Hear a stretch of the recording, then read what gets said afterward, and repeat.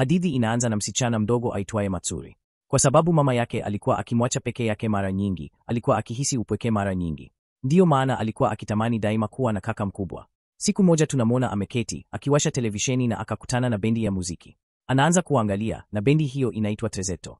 Miaka 3 baadaye, Matsuri anakuwa na bado ni shabiki mkubwa wa bendi hiyo hiyo, ambayo inajumuisha kaka watatu. Wa kwanza ni Haruka, wa pili ni Azusa, na watatu ni Masato. Kisha siku moja shuleni, mama yake anampigia simu kumwambia kuwa anaolewa upya na ndoto ya Matsuri itakuwa kweli hatimaye. Sasa atakuwa na kaka wakubwa kwa sababu baba yake mpya anawana. Mama yake anamwambia arudi nyumbani haraka ili awakaribishe. Matsuri anafurahi sana na anakimbia nyumbani, lakini anapoingia, anashangaa kutambua kuwa kaka zake wapya wa kambo si wengine ila wanachama wa bendi ya Trezetto. Mwezi mmoja unapita na tunaona kuwa Matsuri amehamia nyumbani kwao na sasa anaishi na kaka hao watatu. Pia anabadilisha shule yao na ni siku yake ya kwanza huko. Anapoenda chini ya asubuhi, anawakuta wakigombana, jambo linalomhuzunisha sana. Alikuwa akidhani daima kuwa walikuwa wakaribu na wanapendana, lakini tangu ahamie, anayoyaona ni mabishano tu na kutoelewana kabisa. Meneja wao anamwonya awe mwangalifu asigundue siri yake au amruhusu mtu yeyote ajue kuwa ni dada yao. Anakubali. Baada ya shule, anarudi nyumbani na anawakuta bado wakigombana, kwa hiyo anakwenda chumbani kwake. Akiangalia magazeti, anaona makala zinazodai kuwa kaka hao ni wakaribu sana na wanapendana. Hii inamhuzunisha kwa sababu anajua ni uongo wote. Anaamua kujaribu kuwaongoza ili wawe na uhusiano mzuri kwa kuwafanyia sherehe wanne nyumbani. Anatumia muda kujifunza vitu vinavyowapenda katika magazeti na kuandaa kila kitu mwenyewe. Usiku huo, akiwa anaandaa kila kitu, Haruka na Masato wanaanza kugombana juu ya keki. Matsuri anajaribu kuwatulia, akisema haijali na kwamba yeye pia anapenda cream, lakini wanaendelea kugombana. Azusa anaingia kati, akijaribu kuwazuia kwa ajili ya Matsuri. Kwa sababu alikuwa amefanya kazi ngumu kuandaa sherehe hii, anakasirika na kuhuzunika kwa sababu waliharibu sherehe aliyowaandalia. Kwa hasira, anawatupa moja ya mikate aliyoitengeneza. Inamgonga Azusa. Wote watatu wanashangaa na kutokwa na maneno kwa sababu ya uchukizo wake, kwani kawaida ni mtulivu. Wanapomwangalia, wanamuona akizimia. Kaka hao wanapaniwa na wanamkimbilia, wakimbeba chumbani kwake. Baada ya muda anazinduka na wote wanaomba msamaha kwa kilichotokea. Yeye pia anaomba msamaha kwa Azusa kwa kumgonga. Kisha wote wanaamua kulala chumbani kimoja pamoja. Baadaye tunawaona wakifanya mazoezi kwa bidii kwa ajili ya tamasha lao lijalo, wakijitoa kwa ujumla na Matsuri kando akiwaangalia na kuwaunga mkono. Siku chache baadaye, hatimaye ni siku ya tamasha. Matsuri anawaleta chakula na anatafuta chumba chao cha mavazi. Njiani, anagongana bila kukusudia na kijana mmoja, anaomba radhi haraka na anaenda zake, lakini kitambulisho chake kinaanguka. Kijana huyo anakiokota na tunaona anamtambua na anaonekana na furaha. Matsuri hatimaye anapata chumba na anawapa kaka hao chakula na vitafunio kabla ya mchezo. Pia anaona kuwa Azusa hayupo hapo. Wanamwambia anapenda kutumia muda peke yake kabla ya kupanda jukwani. Kwa hivi Matsuri anaenda kumtafuta, akiwa amebeba chakula chake alichokipenda. Anapomkuta, anatoa chakula lakini anahisi kuwa hafurahi. Anamuuliza kama ana wasiwasi au hana hali ya kula. Anamjibu akisema hapana, kwa hiyo anamwambia asiwe na wasiwasi, kwamba anaamini naye na anajua atafanikiwa sana, kama kawaida.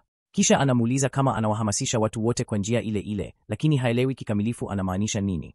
Anasogea karibu na anamuuliza angefanya nini kama kweli angempenda, si kama dada mdogo, bali kwa hisia za kimapenzi za kweli. Anakuwa na wasiwasi na hofu, hajui la kumjibu, kwa hiyo anamtakia bahati nzuri tu na anakimbia. Baadaye, tamasha linaanza, jengo limejazwa, na kaka hao watatu wanapanda jukwaa kuonyesha. Hadhira inapiga kelele kwa furaha, wakiwaita majina yao. Matsuri anasimama hapo, akitabasamu kwa furaha kwa ajili yao, lakini maneno ya Azusa yanabaki akilini mwake. Anajieleza kuwa alipozungumza mambo hayo, ilihisi kama moyo wake umeacha kupiga. Ghafla taa zinazima na kaka hao watatu wanaganda, hawakuweza kuendelea kuimba. Matsuri anakumbuka juhudi zote walizoweka kuandaa tamasha hili na hataki liharibiwe. Kwa hiyo anatoa simu yake, anawasha mwanga na kwa sauti anawaambia waendelee. Hadhira inamfuata, wakiwasha mianga yao wenyewe. Eneo linakuwa la uchawi na kaka hao wanaguswa na upendo na msaada. Taa zinarudi na wanaendelea na maonyesho yao. Usiku huo, Azusa anamshukuru Matsuri kwa alichofanya. Kisha anamkumbatiza upendo wake. Matsuri anashangaa, hatana la kusema. Siku iliyofuata baada ya shule, anasimama peke yake, akifikiri juu ya ukumbatizi wake. Ghafla, Haruka anaonekana na anamwomba watembee nyumbani pamoja. Anamuuliza alijuaje pale ampate, na anasema anaweza daima kumjua mahali alipo kwa kutumia apps. Anafurahi kujua kuwa anajali habari zake. Hapo ndipo kijana aliyegongana naye siku ile kabla ya tamasha anapita. Tunajua jina lake ni Subaru, rafiki wa kaka hao watatu. Anamsalimu Haruka lakini anampata Matsuri na anamkaribia, akimkumbusha kuwa ni rafiki wake wa utotoni, mtu aliyekuwa akimwona kama kaka mkubwa. Anamkumbuka na anafurahi kumwona. Subaru anamkumbatia na anaminua kwa furaha. Haruka anamwambia kuwa Matsuri sasa ni dada yao mdogo tangu mama yake amuoe baba yao. Subaru kisha anaomba ruhusa azungumze naye faraghani. Wanaketi na kuzungumza, wakikumbuka kumbukumbu za zamani. Subaru anamwambia kuwa yu karibu kuanza kazi kama mwimbaji chini ya kampuni ile ile kama Trezetto. Matsuri anamtakia mafanikio. Baadaye, wakati kikundi kingine kinafika, anajiunga nao tena. Subaru anakumbuka jinsi alivyomwambia wakati akiwa mtoto kuwa alitaka kuwa mfalme ili amlinde. Tunagundua aliamua kuwa mwimbaji kwa sababu yake. Kisha, anamuona Azusa akishika mkono wa Matsuri na anatambua ana hisia kwake. Subaru haraka anakimbia, anambusu kofia, na anamwambia Azusa kuwa hatamkabidhi. Matsuri anaibika sana na anakimbia, akiwacha wote wawili. Azusa anamkodolea Subaru kwa macho ya changamoto, akitangaza kimya kuwa Matsuri ni wake na hatamwacha aende. Siku iliyofuata baada ya shule, Subaru anamgoja Matsuri. Anajaribu kukimbia, lakini anamfikia na anamrudishia kitambulisho alichoanguka usiku wa tamasha. Anasisitiza kwenda naye nyumbani na anamwambia hataacha. Anataka kuwa mfalme wake kamili. Anamkumbatia tena, wakati Matsuri anasimama hapo akiwa na wasiwasi, hasurubu kumwambia kuwa kweli anampenda Azusa. Siku iliyofuata, Matsuri anaenda kwenye tarehe yake ya kwanza rasmi na Azusa. Anamchukua kwenye jumba la kihistoria na wanauzuru pamoja. Baadaye, wanakula chakula katika mgahawa ulio karibu. Mfanyakazi mmoja anamkaribia Azusa na anamuuliza aweze kuingia kucheza mfalme katika tamasha linalofanyika kwenye jumba tangu mchezaji wa asili ni mgonjwa. Azusa anakubali, lakini tu ikiwa Matsuri atacheza malkia kando yake. Wanacheza pamoja, Azusa akiwa amevaa barakoa na hadhira imependezwa, wakisema kweli wanaonekana kama mfalme na malkia. Wakati wa tamasha, Matsuri hatimaye anamkumbatiza upendo wake. Asubuhi iliyofuata, anaamka akishangaa alichofanya. Kwa aibu, anajiandaa kwa shule. Anapomuona Azusa, anamsalimu haraka na anaenda zake. Hata shuleni, anajaribu kumepuka kabisa, asimruhusue amuone. Azusa anaona tabia yake ya ajabu na anazungumza naye juu yake. Anafungua moyo wake juu ya hisia zake na anamfariji, akisema hakuna haja ya kuharakisha uhusiano wao. Anamkumbatia, akihisi amepumzika kuwa anaelewa. Anaenda na kaka zake na anamwaga mkono kutoka dirishani. Akiwa anapoanza kwenda, mwanafunzi mwenza anamzuia na anamuonyesha picha yake na Azusa pamoja. Anatishia kuiweka mtandaoni na kudai wanapendana. Matsuri anakataa, akisema ni kaka na dada tu. Kisha anamuonyesha picha ya bendi yake, akifunua kuwa ni mwanachama wa kikundi cha Subaru. Jina lake ni Yao na anamwambia Subaru anampenda. Haelewa kile kimfanya awe maalum, kwa hiyo anadai ajifanye kuwa anampenda. Anataka kuona mwenyewe ni nini kilichofanya Azusa na Subaru wampende. Kwa kutotaka, Matsuri anakubali, akiogopa ataiweka picha vinginevyo. Wanafunzi wanashangaa kuwaona pamoja, na Yao kwa urahisi anawaambia wote kuwa ni mpenzi wake. Matsuri anaaibika na anakimbilia paa. Yao anamfuata na anamuuliza kama yeye na Azusa ni pamoja kweli. Anakataa. Anakiri alifikiria kujifanya kuwa naye kungekuwa ni kitu cha kufurahisha na kumsaidia kuelewa mambo. Lakini baada ya kutumia muda naye na kuona jinsi alivyo mkarimu na mzuri, anaamua kufuta picha na kuanza upya. Anamwambia kampuni yao inatafuta msichana wa kuigiza katika video yao ya kwanza ya muziki na anatoa kumpendekeza ikiwa ana hamu. Matsuri anaiona kama fursa nzuri, moja ambayo ingeweza kumsaidia ajisikie ana ustahili wa Azusa.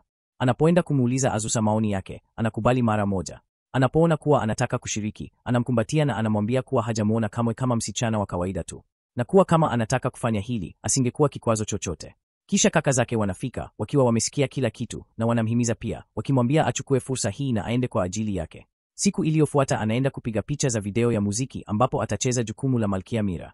Pia tunagundua bendi inaitwa Prism, inayojumuisha vijana wanne, Subaru, Yamato, Maki na Kai, ambao wote wanacheza wafalme wa kushindana kwake. Siku chache baadaye, meneja wa kikundi cha Tarzeto anamwalika Matsuri aketi nao wakati anazungumza na bendi ya Prism. Anawaarifu kuwa video yao ya kwanza ya muziki ilikuwa mafanikio makubwa na kila mtu anawapenda. Matsuri anasimama kuleta vinywaji wakati meneja anaendelea kuelezea kuwa wanahitaji kuonekana zaidi katika mpango wa muziki wa kesho. Siku iliyofuata, Prism wanafanya maonyesho ya kwanza katika kipindi cha muziki, wakifuatiwa na Azusa na kaka zake. Matsuri anasimama nao kuwaongeza moyo. Siku 2 baadaye, ni siku ya kwanza ya mafunzo ya Tarzeto. Matsuri anawaleta chakula, lakini meneja anamzuia asiingie na anamwambia wavulana hawatakuwa wakienda nyumbani kwa muda kwa sababu ya mafunzo makali. Anaelewa na anaenda, lakini anakutana na Subaru, ambaye anaonekana amechoka. Anampeleka nyumbani kupumzika na anamtunza hadi apone. Kikundi cha Tarzeto kinaporejea kutoka mazoezini, Suwaro alikuwa tayari ameenda. Haruka anamwambia kuwa wote wanaenda kwenye safari ya chemchemi za moto. Anamuuliza kama yeye pia anaenda, na anasema bila shaka, kwa sababu wote ni familia moja. Matsuri anafurahi sana na anaenda kufunga mizigo, wakati Azusa anabaki nyuma kumkumbatia, akisema alimkosa sana. Wakati wa safari, Matsuri anajikuta peke yake kwa sababu wengine wana shughuli, jambo linalomhuzunisha. Kisha Maki kutoka Prism anaonekana. Tunagundua kikundi chao nako katika safari hii, na anapendekeza ajaribu chemchemi ya moto. Badala ya kubaki peke yake, anakubali na kuingia ndani, bila kutambua kuwa sasa ni wakati wa wanaume. Anashangaa kumkuta Azusa tayari ndani. Anamwambia kuwa ni kipindi cha wanaume sasa. Anaomba msamaha na karibu kuondoka, lakini kuna mtu anayekuja. Azusa anamwambia afiche haraka. Inaonekana ni Suwaro, ambaye anaanza kuzungumza na Azusa kuhusu yeye, na Matsuri anaumizwa moyo kusikia kuwa Suwaro pia anamhisia. Baada ya Suwaro kuondoka, Azusa anamtoa na wanaketi pamoja. Anamwambia kuwa ni msanii mzuri na kuwa kusikia sauti yake daima humfanya furahi, lakini anatamani aangaliaye wakati naye kama mtu tu, sio kama msanii. Anamkumbatia. Baada ya safari ya chemchemi ya moto kuisha, kila mtu anarudi maisha yao ya kawaida. Kisha tunamuona Matsuri akijifunza mpira wa kikapu na timu ya shule. Anataka kushiriki katika mashindano yanayokuja, ambapo mchezaji bora atapata tuzo maalum. Kikundi cha Terzito kitaonyesha na kuimba kwao kwa siku nzima, lakini kwa sababu hakuwa mzuri wa kucheza, wachezaji wengine wanamnyanyasa na msichana mmoja hata anajaribu kumpiga kwa mpira. Yamato anaonekana na kumtetea, akisema atamfundisha mwenyewe. Matsuri anamshukuru lakini anasema hawezi kujifunza naye kwa sababu watu watapata wazo lisilo sahihi. Yamato anatambua kuwa anaepuka kwa sababu ya Azusa na anamwambia azingatie ni kuwa mchezaji bora anayeweza kuwa. Anaamua kujifunza peke yake na kumshukuru Yamato kwa msaada wake. Baadaye, anamwambia Azusa kuwa atarudi nyumbani baadaye kwa sababu ya mafunzo. Azusa anaonekana kidogo amesikitika na anauliza kama Yamato ndiye anamfundisha kama alivyosikia. Anamwambia kuwa hakujisikia vizuri kujifunza na Yamato, hivyo atafanya mwenyewe. Azusa anapumua na kumuunga mkono. Hata anampa bangili lake, jambo linalomfanya furahi sana. Kisha tunamuona Matsuri akitengeneza ratiba ya kupika kwa wao wanne kwa kuwa atakuwa na shughuli nyingi za mafunzo. Siku chache zinapita na ushindi ni baada ya siku moja tu. Wakati wa kujifunza uwandani, wenzake wa timu wanamuomba arudishe mipira katika gala baada ya mazoezi. Anakubali. Matsuri alipokwenda kurudisha mipira, wasichana wengine wanamfunga katika chumba cha gala. Wanafanya hivi kwa wivu kwa sababu Yamato anamjali sana. Wanamwambia watamfungulia mlango tu baada ya mashindano kuisha. Matsuri anaendelea kugonga mlango, akiwa na shauku ya kutoka. Ghafla anasikia sauti na anaona kuwa ni Yamato, ambaye alikuwa amelala karibu. Anamkimbilia na kumuuliza kama ana simu. Anatoa, lakini kwa bahati mbaya, imeisha betri. Matsuri anaanza kupoteza utulivu, akiogopa kwamba hataweza kuhudhuria mashindano baada ya juhudi zote alizoweka. Anagonga mlango tena wakati Yamato anajaribu kumtulia. Wakati huo huo, meneja wa Terzedo anamwambia kikundi kuwa Prism walishinda nafasi ya kwanza na Terzedo walikuja wa pili. Wavulana watatu wanashangaa. Wameshikilia nafasi ya kwanza kwa miaka mitatu. Meneja anaongeza kuwa hii inaweza kuwa mwisho wa Terzedo na kuwa kampuni inaweza kuwabadilisha na Prism. Azusa anakasirika na kusisitiza kuwa Terzedo hauwezi kuisha. Kurudi katika chumba cha gala, kunaanza kunyesha na radi. Yamato, akiogopa radi tangu utotoni, anamkumbatia Matsuri bila makusudi. Anaomba msamaha na kuelezea hofu yake. Baadaye, Prism na Terzito wanagundua kuwa Yamato na Matsuri hawako. Yamato, akijisikia vibaya, anaweka kizuizi kati yake na Matsuri ili asikaribe sana. Lakini alipoogopa tena, Matsuri anaketi kando yake na kusema atabaki hadi radi itakapokoma. Yamato anamwambia kuwa aliweka kizuizi kwa sababu alifikiri hamkumpenda na atajisikia vibaya kuwa naye hadi asubuhi. Anacheka na kusema ni mjinga na amekosea kabisa. Ghafla anapiga chafya, hivyo anavua jaketi yake na kumwekea kwa upole. Kisha wanasikia sauti nje. Matsuri anaita na wengine wanamuona. Wanafungua mlango na kuwaokoa. Siku inayofuata ni mashindano. Matsuri anashinda raundi ya kwanza. Yamato anakuja kuzungumza naye na wote wanamuona Azusa, ambaye anaonekana wazi amesikitika. Azusa anamwambia Yamato ajiepushe na dada yake. Wanatoka nje ya uwanda kuzungumza na tunajua kuwa Yamato pia ana hisia za Matsuri. Azusa anahisi hili na anamwambia aondoke kwa sababu Matsuri ni mpenzi wake. Yamato anajibu kwa kumwonya Azusa kuwa kama vile umaarufu wa Terzeto unavyofifia, anaweza kumpoteza Matsuri pia. Anasema wakati tu utaonyesha nani atakayemalizana naye, kisha anaondoka. Raundi ya pili ya mchezo inaanza. Matsuri anatoa bidii yake yote na timu yake inashinda. Hata anapewa tuzo ya mchezaji bora. Mwalimu anatamka jina lake mbele ya wote, akifunua kuwa ndiye mchezaji wa juu na mshindi wa tuzo. Lakini jina lake linapaitwa, haonekani. Ndipo Azusa na ndugu zake wanaingia na tunajua kuwa Matsuri alichagua kushirikisha tuzo yake na wote. Aliomba onyesho maalum kwa wanafunzi wengine badala yake. Wavulana wanaonyesha na kila mtu anafurahi na kupiga kelele jina la bendi kwa furaha. Baada ya onyesho, wanaondoka na kukutana na Matsuri, ambaye anasifa onyesho lao na kuwashukuru. Lakini alipokwenda kuzungumza na Azusa, ghafla anamwambia anataka kuachana na kurudi kuwa ndugu tu kwa sasa. Kisha anaondoka, akimwacha katika mshangao. Baadaye tunajua Azusa alifanya hivi kwa sababu anataka kuzingatia kujenga upya umaarufu wa bendi na kufanya Terzeto iwe alama ya reli moja tena. Kampuni inapanga kambi kubwa ya mafunzo kwa makundi yote na kuna tuzo kubwa kwa kikundi kinachopendwa na maarufu zaidi. Azusa amekaza nia kuwa Terzeto itaishinda, lakini haitafanyika isipokuwa atoe juhudi zake zote. Siku inayofuata, meneja wao anamwambia Matsuri aende kuwaamsha wavulana kwa sababu wanaenda kambi ya mafunzo kwa mashindano yanayokuja ya tuzo na yeye ataenda nao pia. Baada ya muda kidogo, wanafika eneo la kambi. Walipoingia, wanagundua kuwa timu ya Prism nayo ipo huko na makundi yote mawili yatajifunza pamoja. Mameneja wa bendi zote mbili wanaelezea sheria za kambi na kuwaambia kuwa kikundi kimoja tu kitashinda tuzo. Jambo muhimu zaidi, wanasisitiza, ni kuwa mshindi lazima awe kutoka katika wakala wao. Baada ya hayo, timu zinagawanyika kuanza mafunzo. Terzeto inafanya mazoezi kwa muda mrefu. Wakati wa mapumziko yao, Matsuri anawapelekea maji, lakini Azusa anakataa kuchukua kutoka kwake na kumwezeshia kabisa, jambo linalowashangaza ndugu zake.